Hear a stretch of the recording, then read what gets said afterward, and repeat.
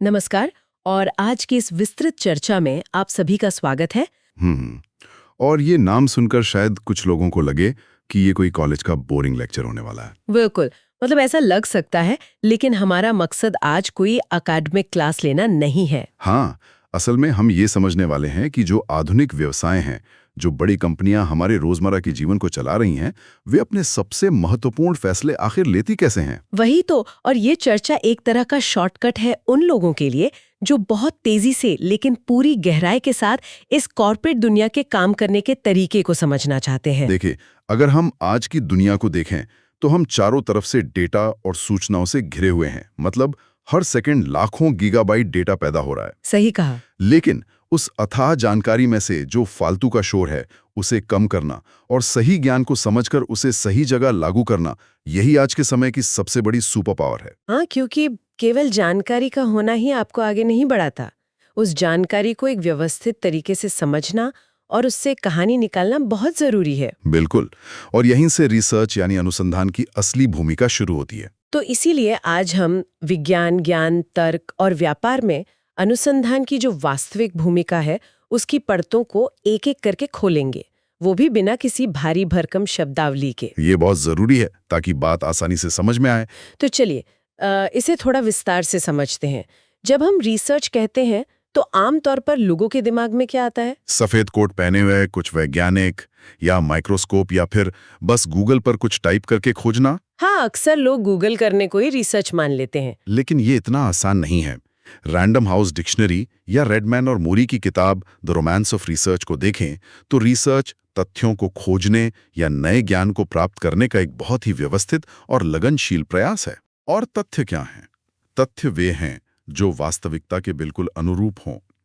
यहाँ महान गणितज्ञ कार्ल पियर्सन का एक बहुत ही सटीक उदाहरण मुझे याद आ रहा है। हाँ, वो बहुत मशहूर है। उन्होंने कहा था कि सत्य तक पहुंचने का कोई शॉर्टकट नहीं है और वैज्ञानिक पद्धति के द्वार से गुजरे बिना ब्रह्मांड का ज्ञान प्राप्त करने का कोई और तरीका नहीं है। मतलब कोई शॉर्टकट है ही नहीं। और यहाँ जो बात सबसे हैरान करने वाली है वो ये है कि हम आम बोलचाल में अक्सर एक ज्ञान और ज्ञान को एक ही मान लेते हैं। बिल्कुल, हम मान लेते हैं कि जो ज्ञान है वही विज्ञान है, लेकिन इनके बीच एक बहुत ही बारीक और महत्वपूर्ण अंतर है।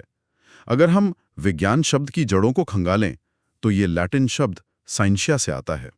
अब लोग सोचते हैं कि विज्ञान केवल किताबों में लिखी हुई कुछ निश्चित बातों का एक स्थिर ढेर है, लेकिन ऐसा बिल्कुल नहीं है। विज्ञान एक गतिशील प्रक्रिया है, एक डायनामिक व्यू है। ये एक बहुत ही दिलचस्प नजरिया है। मतलब विज्ञान कोई रुकी हुई चीज नहीं है, बल्कि एक यात्रा है जो लगातार खुद को बदलती है। सही कहा। तो फिर ज्ञान क्या है? अगर मेरे पास किसी चीज की जानकारी है तो क्या मैं उसे विज्ञान कह सकती हूँ? नहीं, बिल्कुल नहीं। ज्ञान को हम दार्शनिक भाषा में न्यायोचित विश्वास या जस्टिफाइड बिलीव्स कह सकते हैं। इंसान के पास दिन भर में हजारों मान्यताएं होती हैं। हाँ, वो तो है। लेकिन ज्ञान केवल वही विश्वास है जिसे आप ठोस सबूतों के आधार पर सही ठहरा सकें। और यहीं पर एक बहुत ही गहरा निष्कर्ष निकल कर आता है कि सभी विज्ञान ज्ञान है, लेकिन सभी ज्ञान विज्ञान नहीं है। वाह, ये तो बहुत ही गहरी बात है। सभी विज्ञान ज्ञान है, लेकिन सभी ज्ञान विज्ञान नहीं है। इसे ऐसे समझिए कि वैज्ञानिक ज्ञान बहुत ही व्यवस्थित, सटीक और एक खास प्रणाली से गुजर कर आता है। दूसरी ओर हमारा जो साधारण ज्ञान है वो केवल हमारे बिखरे हुए अनुभवों का एक बेतरतीब मेल होता है, जिसमें कोई ढांचा नहीं होता। मुझे ये बात बहुत पसंद आई। अब जब हम इस व्यवस्थित ढांचे और तार्किक तरीके से सोचने की बात कर ही रहे हैं, तो लॉजिक यानी तर्क के बिना बात अधूरी रह जाएगी। बिल्कुल। तर्क के दो बहुत ही महत्वपूर्ण पहलू होते हैं, आगमनात्मक तर्क जिसे हम इंडक्टिव लॉजिक कहते हैं, और निगमनात्मक तर्क यानी डिडक्टिव लॉजिक। ये शब्द सुनने में किसी दर्शन शास्त्र के सिलेबस जैसे लगते हैं, लेकिन अगर हम इन्हें रोजमर्रा के उदाहरणों से जोड़ें तो तस्वीर एकदम साफ हो जाती है। हाँ, तो सबसे पहले बात करते हैं आगमनात्मक तर्क की। यह विशेष तथ्यों से एक सामान्य नियम बनाने की प्रक्रिया है, पर्टिकुलर टू जनरल। जैसे मान लीजिए एक ई-कॉमर्स कंपनी ये देखती है कि जब भी वे चेकआउट पेज पर एक एक्स्ट्रा डिलीवरी चार्ज जोड़ते हैं तो ग्राहक अपना कार्ट छोड़ देता है। फिर वे देखते हैं कि दूसरे और तीसरे ग्राहक ने भी ऐसा ही किया। इन विशेष घटनाओं को देखकर वे एक सामान्य नियम बना लेते हैं कि कीमत बढ़ने पर या छुपे हुए शुल्क जुड़ने पर मांग गिर जाती है। बिल्कुल। सटीक उदाहरण, आपने छोटी छोटी घटनाओं को देखा और उससे एक बड़ा सिद्धांत गढ़ लिया। और दूसरा पहलू है निगमनात्मक तर्क, जो इसके ठीक उलट काम करता है।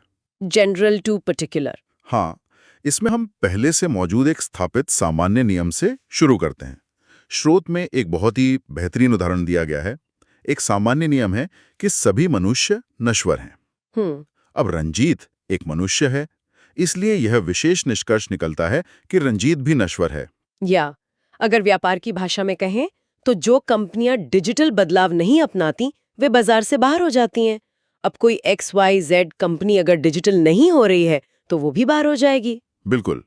ये दोनों तर्क सुनने में भले ही किताबी लगें, लेकिन असल में किसी भी रिसर्च की और बड़े बिजनेस मॉडल्स की रीढ़ की हड्डी यही है। इन्हीं पर थ्योरी बनती और टेस्ट होती है। और यही वो टर्निंग पॉइंट आता है जहां ये सब अकादमिक दुनिया से निकलकर व्यापार के मैदान में आ जाता है।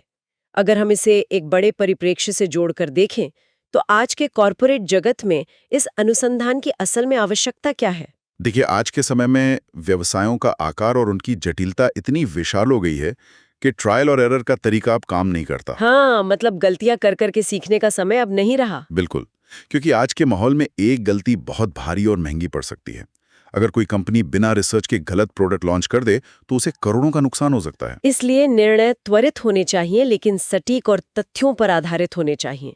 और यहीं पर ऑपरेशंस रिसर्च जैसी परिमाणात्मक विधियों का इस्तेमाल होता है, जो जोखिमों को कम करती हैं। और जो बात मुझे सबसे ज्यादा रोमांचित करती है वो ये है कि व्यवसाय का कोई भी हिस्सा अब इसके बिना नहीं चल सकता।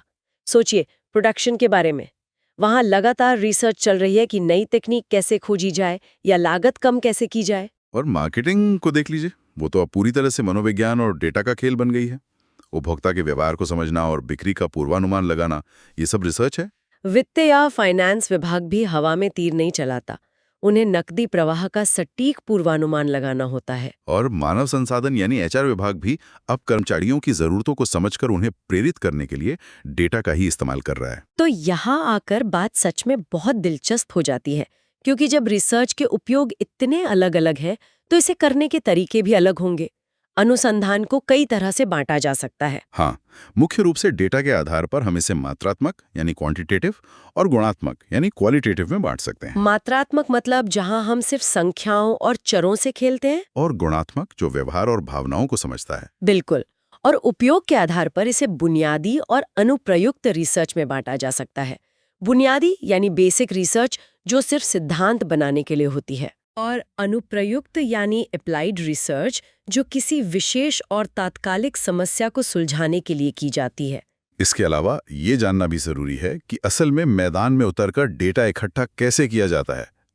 मुख्य रूप से 6 विधियों का सबसे ज्यादा इस्तेमाल होता है। हाँ, पहली विधि है सर्वेक्षण या सर्वे मेथड। जब आपको एक बहुत बड़ी आबादी के बारे में जानकारी जुटानी होती है, जैसे कोई मार्केटिंग सर्वे, तो आप इस विधि का उपयोग करते हैं। और दूसरी विधि है अवलोकन या ऑब्जर्वेशन मेथड। इसमें आप लोगों से सवाल नहीं पूछते, बल्कि उन्हें उनके प्राकृतिक रूप में देखते हैं। जैसे दिल्ली में पीक आवर्स के दौरान ट्रैफिक जाम देखना या लोगों की जीवन शैली का अध्ययन करना। ये बहुत शक्तिशाली है, क्योंकि लोग जो कहते हैं और जो असल में करते हैं उसमें बहुत फर्क होता है। तीसरी विधि कौन सी है? तीसरी है केस विधि। ये मूल रूप से चिकित्सा विज्ञान से उधार ली गई है। जिस तरह एक डॉक्टर किसी मरीज की गहन जांच करता है, वैसे ही इसमें किसी एक कंपनी या समस्या का गहराई से अध्ययन किया जाता है, ताकि हर छोटी से छोटी बात का पता चल सके। इसके बाद चौथी विधि है प्रयोगात्मक विधि या एक्सपेरिमेंटल मेथड। इसमें नियंत्रित परिस्थितियों में कारण और प्रभाव का अध्ययन किया जाता है। डिजिटल मार्केटिंग में जो A/B टेस्टिंग होती है, वो इसका एक बहुत अच्छा उदाहरण है। और पांचवी विधि हमें अतीत में ले जाती है, ऐतिहासिक विधि। अतीत के डेटा और प्राथमिक तथा द्वितीयक स्रोतों का उपयोग करके वर्तमान और भविष्य की योजना बनाना। और आखिरी यानी छठी विधि है तुलनात्मक विधि, जिसे इवोल्यूशनरी मेथड भी कहते हैं। जैसे डार्विन की प्रसिद्ध पुस्तक ऑरिजिन ऑफ स्पीशीज में प्रजातियों की तुलना करके उनके विकास को समझाया गया है। व्यापार में भी 2 अलग-अलग बिजनेस मॉडल की तुलना करके हम बाजार के विकास का पता लगा सकते हैं। तो इस सब का असल में क्या मतलब है? हम ये सब जान गए, लेकिन क्या इसे लागू करना इतना आसान है, विशेष रूप से भारत जैसे देश में? इससे एक बहुत ही महत्वपूर्ण सवाल खड़ा होता है दस्तावेज में स्पष्ट रूप से बताया गया है कि भारत में शोधकर्ताओं को किन वास्तविक समस्याओं का सामना करना पड़ता है। हाँ, सबसे बड़ी समस्या तो यही है कि वैज्ञानिक प्रशिक्षण की कमी है और योग्य शोधकर्ताओं का अभाव है। बिल्कुल। और कई व्यवसाय तो आज भी अनुसंधान को पैसे की बर्बादी मानते हैं और केवल पुरानी परंपराओं पर निर्भर रहते हैं। और जो छोटे व्यवसाय हैं, वे तो R&D विभाग का खर्च ही नहीं उठा सकते। एक और बड़ी चुनौती है विश्वविद्यालयों यानी अकादमिक क्षेत्र और उद्योगों के बीच बातचीत और तालमेल की भारी कमी। दोनों दुनिया बिल्कुल अलग-अलग दिशाओं में चल रही हैं। इसके अलावा व्यावसायिक डेटा को गुप्त रखना भी एक बड़ी समस्या है। कंपनियां अपनी जानकारी साझा ही नहीं करना चाहती। और अगर सरकारी डेटा की बात करें तो वो बहुत देर से प्रकाशित होता है। 2-3 साल का अंतराल होता है, जिससे डेटा अप्रासंगिक हो जाता है। और शोधकर्ताओं के लिए कोई सख्त आचार संहिता या कोड ऑफ कंडक्ट का न होना भी इस पूरी प्रक्रिया की विश्वसनीयता को कमजोर करता है। सही कहा। तो अगर हम पूरी चर्चा को समेटें तो सबसे बड़ा टेकअवे ये है कि अनुसंधान केवल किताबों तक सीमित नहीं है। बिल्कुल, ये वास्तव में ये जानने का तरीका है कि हमारे आसपास की दुनिया और व्यापार कैसे काम कर रहा है। ज्ञान तभी मूल्यवान है जब उसे समझा और लागू किया जाए। और जो भी लोग इस चर्चा को सुन रहे हैं, ये जानकारी निश्चित रूप से उनके विश्लेषणात्मक कौशल को धारदार बनाएगी। लेकिन आज की चर्चा को खत्म करने से पहले मैं एक ऐसा विचार सामने रखना चाहती हूँ जो स्रोत सामग्री से ही प्रेरित है, लेकिन एक नया दृष्टिकोण देता है। बिल्कुल, बताइए। हमने बात की कि व्यवसाय में ट्रायल और एरर बहुत महंगा है, इसलिए डेटा आवश्यक है। लेकिन यदि मॉडर्न व्यवसाय पूरी तरह से केवल सुरक्षित और नपे तुले अनुसंधान पर ही निर्भर हो जाएं और इंसानी ट्रायल और एरर को पूरी तरह खत्म कर दें, तो क्या हम उन महान और अप्रत्याशित आविष्कारों के दरवाजे हमेशा के लिए बंद नहीं कर देंगे, जो विशुद्ध रूप से इंसान के जोखिम लेने की सहज प्रवृत्ति से पैदा होते हैं? बिल्कुल। क्या कभी-कभी सबसे अच्छी रिसर्च एक गलत कदम उठाने का साहस ही होती है? ये वाकई सोचने पर मजबूर करने वाला सवाल है। और इसी विचारोत्तेजक सवाल के साथ हम अपनी आज की इस गहरी चर्चा का समापन करते हैं। श्रोताओं को इस पर खुद विचार करना चाहिए। हमारे साथ जुड़ने के लिए बहुत बहुत धन्यवाद। धन्यवाद।